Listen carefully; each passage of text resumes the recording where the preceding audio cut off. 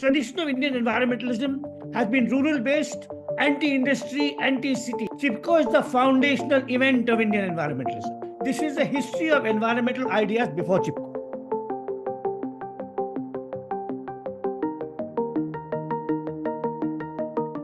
Welcome to Mongabay Sessions. I have with me eminent historian Dr. Ramachandra Guha, who is known for his prolific writings on Indian history, environmental history, and cricket history.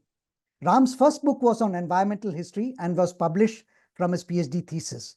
The Unquiet Woods told the history of the Chipko movement of the 1970s, where village women in the Gadwal Himalayas hugged their trees to protect them from the axe. In 1993 and 1995, he co-authored with eminent ecologist Madhav Gadgil two books, This Fissured Land and Ecology and Equity, which have become textbook-like reference material for anybody in the environment field in India. In the year 2000, Ram contextualized the Indian environmental movement within the global movement with his book Environmentalism, A Global History. I had reviewed this book for the Hindu Business Line newspaper that year. Along with these environmental books, Ram was also writing popular books on cricketing history. The book that made Ram a household name was published in 2007, India After Gandhi, The History of World's Largest Democracy. This is a reader's delight and has made Indian history accessible to larger public. Today, Ram is joining us to discuss his latest book, again on environmental history, called Speaking with Nature. This book extends the frontiers of Indian environmentalism even before the Chipko movement. Welcome to Mongabay Sessions, Dr. Ramachandra Guha. It's a pleasure to have you with us. Thank you, Gopi. It's good to be with you. My first question is, why did you choose these 10 individuals? And a supplementary question is, I'm reading this book.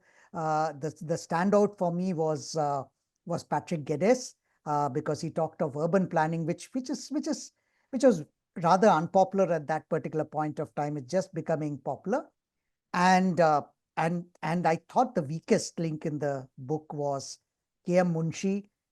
So could you also, first tell me why these 10 people and what made you choose Patrick Geddes and K.M. Munshi? Though this book has come out only in 2024, I started thinking of a book like this in the late 1990s, 2.5 decades ago, when I had come across the work of Patrick Geddes, the town planner, Radhakrishnan Mukherjee, the ecological sociologist, M. Krishnan, the naturalist, and a few others. And I wanted to write a book arguing that concern for environmental protection in India went back to the 19th century, and it was usually coupled with a concern for social justice. So it was, as to go back to what Anil Agarwal once said, that Indian environmentalism is beyond pretty trees and tigers. It's about the interdependence of humans and nature. That is why my book is called Speaking with Nature, not Speaking for Nature. Now, in any work of this kind, who gets included, who gets excluded, depends firstly on the kind of new and interesting material you find on individuals, and secondly on the structure of the book. So the most important exclusion, I'll talk about the inclusion in a minute, the most significant exclusion is Salim Ali, who I did not include, and I chose to profile M. Krishnan instead, because in my view, he was a much better, much more rounded naturalist who was interested in all aspects of biodiversity. Salim Ali was a bird specialist. Tagore was a large mammals and tiger and I became Tagore. Cobbett was a tiger expert. So Cobbett and Salim Ali are two very important writers and documenters of India's natural history, but one focused on tigers and leopards and the other on birds. And Krishnan, of course, was interested in all aspects of natural life. Now, Geddes is important because generally, as you will know, Gopi, the tradition of Indian environmentalism has been rural-based, anti-industry, anti-city. It goes back to Gandhi. The inspiration of Gandhi is very much there in Chipko, in the Narmada Andolan, and also in the precursors in my book, such as J.C. Kumarappa and Meera Ben, who are two figures in my book, both influenced by Gandhi. And Gandhi once said, India lives in her villages. Now, it's true that even today, in Gandhi's time, an overwhelming proportion of Indians, probably in excess of 80%, lived in villages. Today, too, well over half of India lives in the countryside. But India has always lived in her cities too. I mean, if you look at our myths, Hastinapura, Indraprastha, Ayodhya, if you look at the great medieval cities like Vijayanagara and Hyderabad and Delhi, if you look at the great colonial cities like Calcutta, Bombay, Madras, and of course today with economic growth and mass migration to the cities, probably 400, between 400 and 500 million Indians live in cities. And of course, and our cities have all kinds of complex environmental and social problems. And Geddes is interesting because he anticipated this. He said it may be that the freedom struggle, the kind of philosophy of Gandhi and also of Tagore is rural oriented and turns his back to the city. But India not only is an ancient urban civilization, it will become more and more urban in its character, it is demographic, social, economic character. So I thought Geddes was really important. I think I would disagree with you about Munshi. I don't think Munshi is the weakest link. He's one of the eccentric inclusions because he is someone who marries religious faith with environmentalism, And this is something you'll find across the world.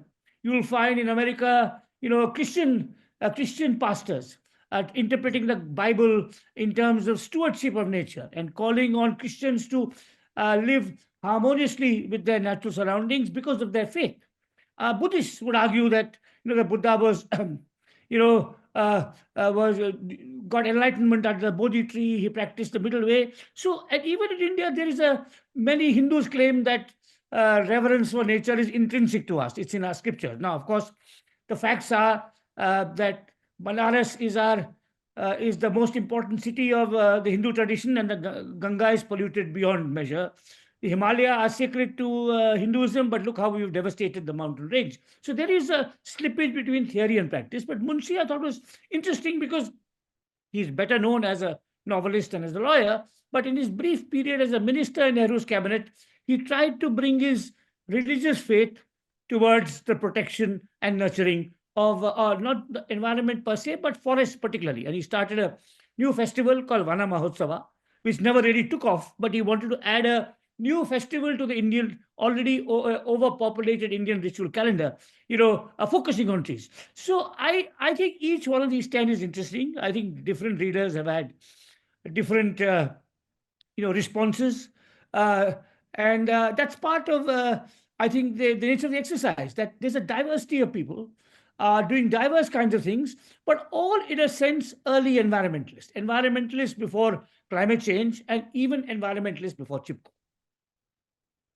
You have included Madeline Slade, Miraben, but not Sarlaben, whereas you have written on Sarlaben before. Yes, yes. Also, since you have a historian for Chipko, and Yes, perhaps I mean, my understanding was Sarlaben's role was in spreading Yes. more than Miraben's. So Correct. I mean, why that? That's the reason. Gopi, this is the environmentalism before Chipko book.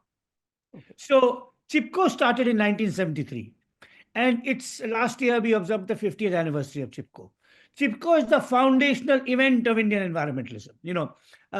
It gave birth to not just movements after it, but to a very major intellectual and political debate on reconfiguring India's path to development. A debate in which scientists, activists, economists, lawyers, journalists all contributed.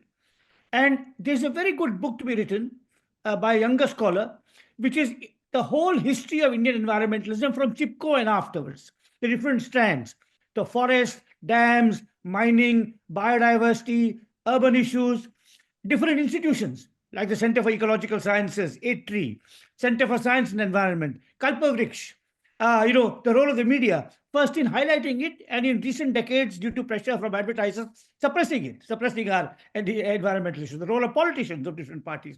So this is essentially, though I don't say so explicitly, I say so implicitly in the introduction, this is a history of environmental ideas before Chipko. And Miraben was active in the 40s and the 50s and in the 60s. Sarlaben's real environmental writings are in the 70s and early 80s. That's when you're right, that she's a very important, particularly her work on two things. One is Sarlaben, who was also like Miraben, I should remind your viewers, born in England, an English woman like Miraben. Miraben is much better known. Her name was Catherine Mary Heilman. She came here joined Gandhi, took an Indian name, Sarla Ben, and lived in the Himalayas. She lived in Kumaon. Mira Ben lived for about a decade in Garhwal, which is the western part of Uttarakhand. And Sarla, uh, you know, she wrote through the 70s. She was a very important influence on the Chipko activists who argued that you need decentralized management of forests. The community and not the state must manage the forests because they'll do so more sustainably and they'll also do so more equitably. And her writings, her example, inspired all the major leaders of the Chipko movement. So, you see Chandri Prasad Bhatt, Sundarlal Baghuna, Radha Bhatt, all in some ways are kind of, you could say, disciples or followers of Sarla.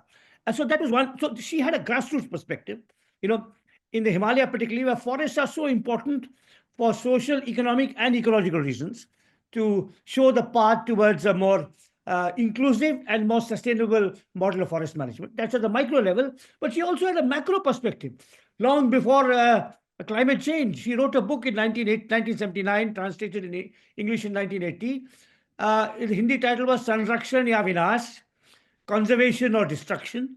And the English title was Revive Our Dying Planet. Now, this is 45 years before our conversation, where, with the climate change debate, everyone is talking of a wounded planet, a dying planet, a burning planet, and all of that. So she was a remarkable figure. But I have written about her elsewhere, and she is really a post-Chipko figure. So this book really is about people who are writing, thinking, recommending, campaigning from the 1880s to the 1970s. So this is a pre-Chipko. It's a kind of the backstory of environmentalism before Chipko, which has not been told before. That's really interesting.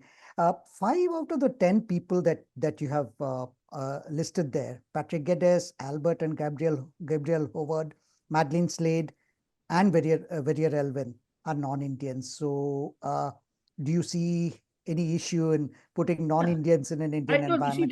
They all worked in India. They all worked with Indians. They all were deeply concerned with the past and the future of India. And the argument here is that Indian nationalism was never xenophobic. Gandhi's closest friend was a Christian priest, Charles Freer Andrews. Nehru, Ambedkar, Tagore all traveled abroad, and they saw what was going on in the other parts of the world, learned from it, but applied it in India.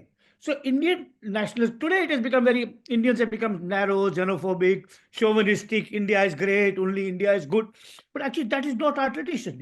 Our tradition is we are grounded where we are, and yet we are happy to learn from different currents. And as Gandhi famously said, I live in a room with the windows open.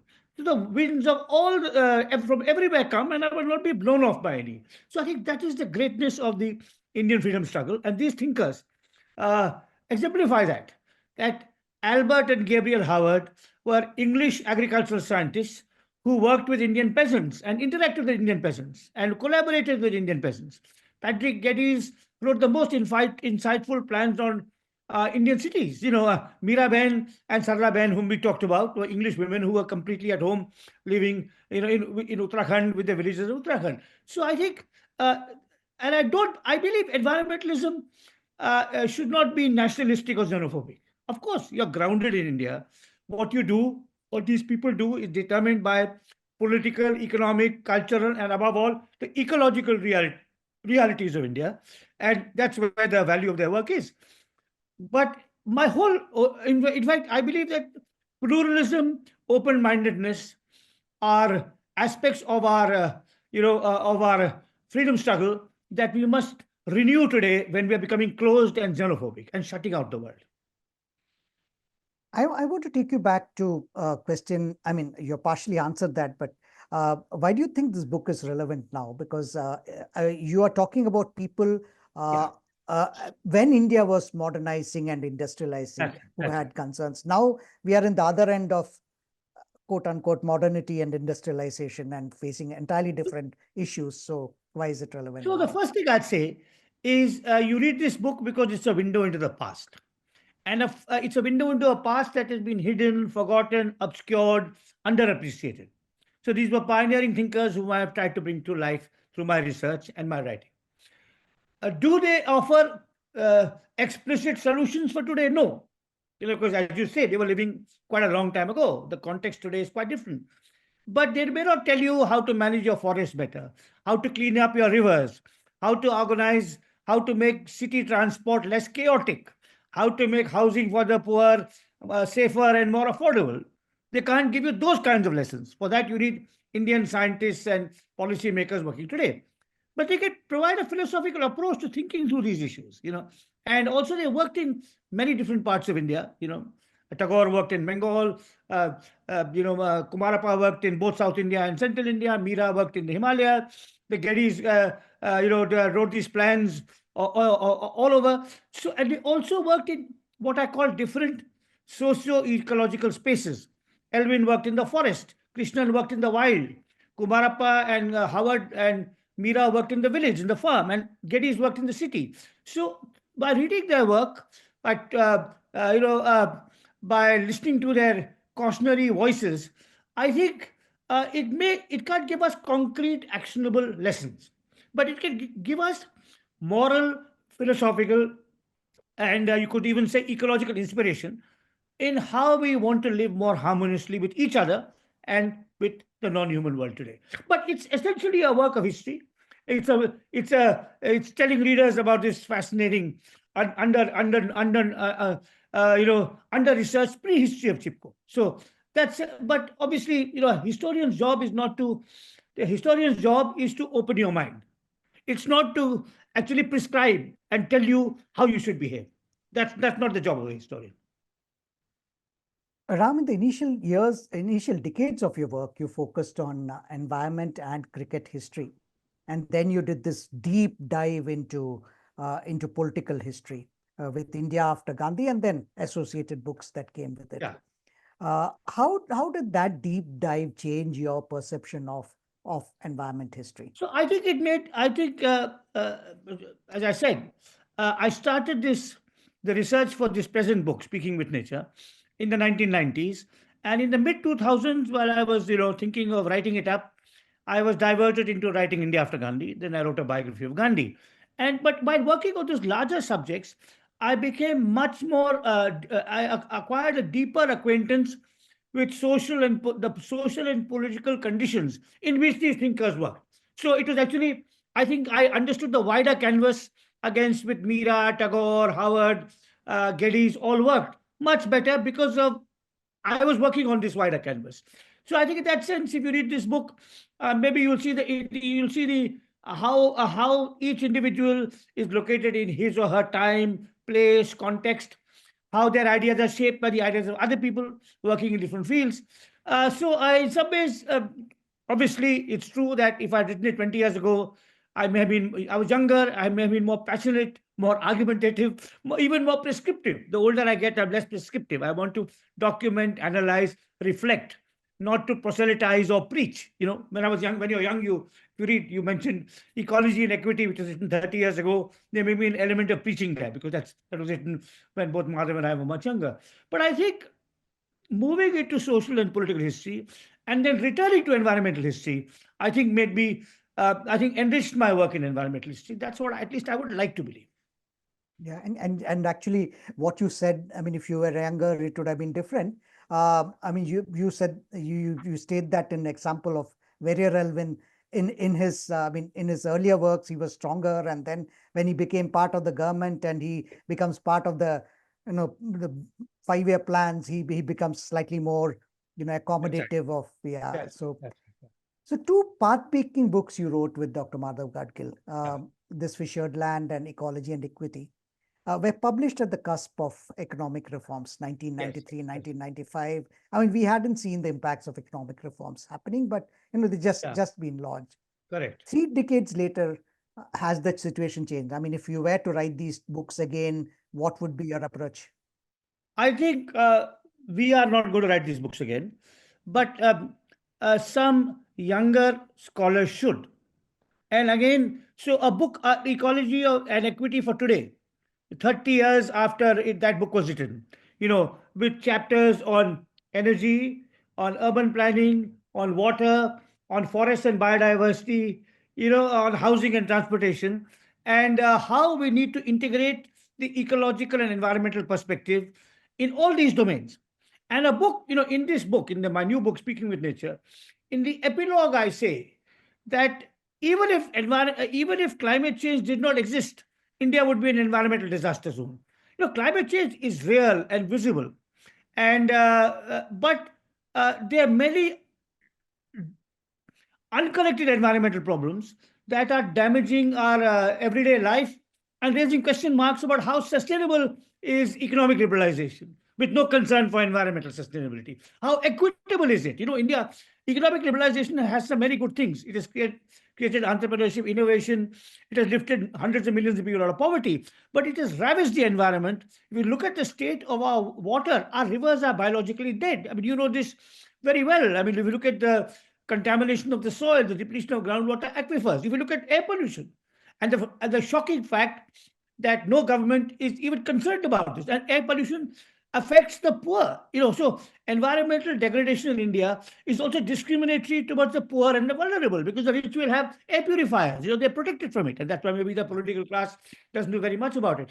So I think the two books I said I don't prescribe, by which I meant I don't prescribe policies or advise politicians. But I certainly prescribe in hoping, in the sense that I hope a book like this will open avenues for younger scholars to take further and deeper. So, as I've already said earlier in our conversation, one really good book waiting to be written is a history of Indian environmentalism, Chipko and after. All the different strands, organizations, philosophies, themes, resource sectors. That's one kind of book. The other kind of book would be a programmatic policy book of the kind Ecology and Equity was, but Ecology and Equity was written 30 years ago. I mean, to grapple with the multifarious environmental crisis that India faces today, which is not simply a crisis of biodiversity. It's not a crisis of disappearing forests or disappearing species. It's a crisis that affects the health, the livelihood of and the economic prospects of hundreds of millions of Indians. And I think, there is a kind of an urgent need for that kind of book, and also a book that is translated into many languages, that must appear in Hindi and Kannada and Malayalam and Bengali, so that we understand the colossal dimensions of the environmental crisis we face, the colossal human dimensions. Our growth pattern is absolutely unsustainable. What we are doing now, and it can be managed with good scientific impact. Now, one difference, Gopi, between 1995 when Madhav Gadgil and I wrote that book and 2024 is that in 1995, I was one of the very few environmental historians active in India, or environmental sociologists. Madhav Gadgil had just started Center for Ecological Sciences. Now, 30 years later, we have a tremendous breadth of scientific expertise. We have outstandingly well-qualified hydrologists, soil scientists, sociologists and political scientists working on the environment, ecologists, people interested in sustainable agriculture, and all this intellectual capital is never harnessed by our state or central governments, and I think, but it's there. And so I think I would hope that a book, a historical sociological book of the 50 years since Chipko, in terms of activism, thinking, writing, and a book on the contemporary environmental predicament, broken down into different resource sectors. As I said, energy, transport, water, forest, biodiversity, and of course, mitigation, climate change mitigation, and a kind of, you could say, a charter or a manifesto for Indians today of the kind Ecology and Equity was, except that was written 30 years ago, and maybe 10 or 20% of what we wrote then applies now, because things have changed so much. So I think there's one of the differences between when I started out as an environmental scholar and today is that there are many fine researchers in this field. Then they were very thin. When I started doing environmental history and environmental sociology in the 1980s, my teachers mocked me. They said, this is a deviation, this is a Western fad, this is not for India. And of course, now we realize that it's even more important for a densely populated country with fragile ecologies. Environmental concerns are even more important for us than they may be for Scandinavia or North America. So I think there is and I'm really encouraged by young people and the work they're doing. And maybe a sequel to Ecology and Equity with a different name, written by again, interdisciplinary. There it was a sociologist and historian collaborating with an ecologist. I think that would be great. It would be a great contribution to make to our public debate. I mean, I would really look forward to that kind of a book, which will really move frontiers of our understanding of the present day. So it's really. Yeah. What is your current research project, and when will we see your next book? No. I want to write something more on Gandhi. I wrote a 2-volume biography, Gopi, which was based on research in archives around the world. The first volume was his years in Gujarat, London, and South Africa. That is now being made into a web series. In fact, eight episodes have already been shot. And the second volume took the story from his return to India in 1915 till his death. Now, and that was a kind of a narrative biography about Gandhi's friendships, rivalries, enmities, struggles, movements, the global reception of what he was doing, the role of the colonial state, and so on, of different parties. Now I want to write something on Gandhi which is more reflective, more about his ideas on religion, on justice, environmentalism. But I'm still kind of working it out. But I think I will return to Gandhi probably in the short term. Yeah. That's interesting.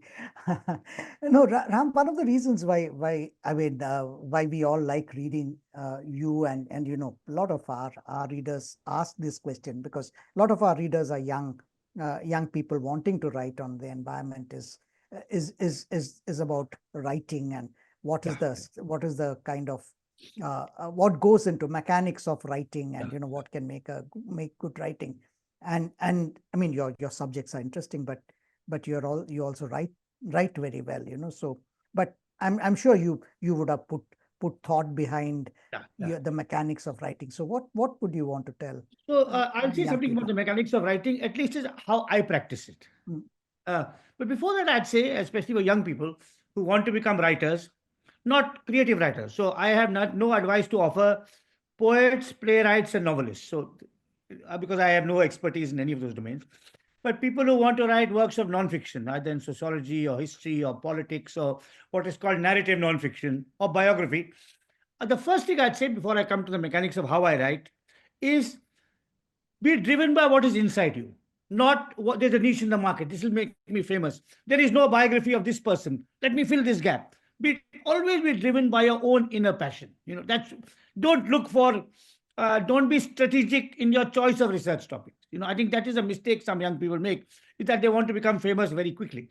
So and if something animates you, and even if you're advised that this is, just follow your instincts. As I said, when I started my environmental research, my teachers told me this is all, crazy stuff. It's a Western fad. What's wrong with you? Work on the working class. Do a book on labor politics in Jamshedpur. This kind of thing, right? Subaltern. Follow your passion. Yes. Then, of course, travel, do your research. But when it comes to writing, I have a few very simple elementary lessons which have worked for me and which may work for others too. One is, when you're at home, when you're not doing research, like if you're doing field work or you're in the archives, you can't write. It's tough to write. You're taking notes. It's tough to write a narrative. You're taking notes and documenting what you see. But when you're in your home, try and write every day, and try and block out a particular chunk of time that works best for you. So I normally write from 9 to 1:30, after breakfast till lunch. And this happened by accident. My wife and I have 2 children. When our younger child started going to half-day school, I had those 3.5 hours free. My wife would go to her design office, I would write. So try and mark out a chunk of time. The second thing I'd say is, on my computer, which I'm speaking to you, and even in my computer at home, I'm disabled from WhatsApp and FaceTime. And I don't answer emails. I may still, when I started out, of course, my first books were written by hand, then I started typing, then I came on the computer. And I'm grateful for the internet because it allows you to check things. But I don't want to be distracted by it. So I have no WhatsApp, no FaceTime. I never have my phone with me in the morning. So I'm there from 9:30 to 1:30. Every hour I take a break to walk for 2-3 minutes. I check my phone. Unless it's a family emergency, I don't answer it at all. right? So leave a chunk, keep a chunk of time where your mind is uncluttered. It's just you and your ideas and your thoughts and how you're articulating it on your machine. That's all. Then the last thing I'd say is this young people find a little difficult. But I find that even young people who practice it acknowledge to me that it works. Is at the end of the day, if you're writing, at the end of the day, you may write depending on how fluent, how fast you write, or how complex your current assignment is. You may write 800 words, you may write 2,000 words. Whatever you write, print it out.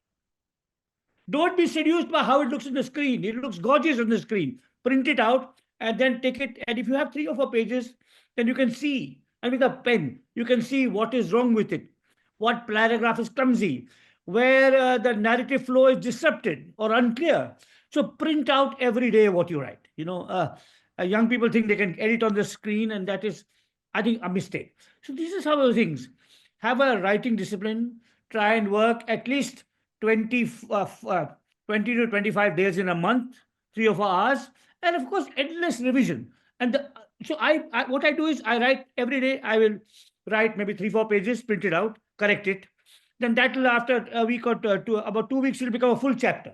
Then I'll sit down with it and with a pen and keep on revising and correcting. So I think in that sense, it is a little bit, the craft of writing requires long hours and regular hours. In some ways, it's like a profession. It's like a doctor who goes to her clinic and is there the whole day. They're not taking a break. To go. Of course, you'll take a break to go for a holiday with your family or whatever. But it's a profession which involves regular hours.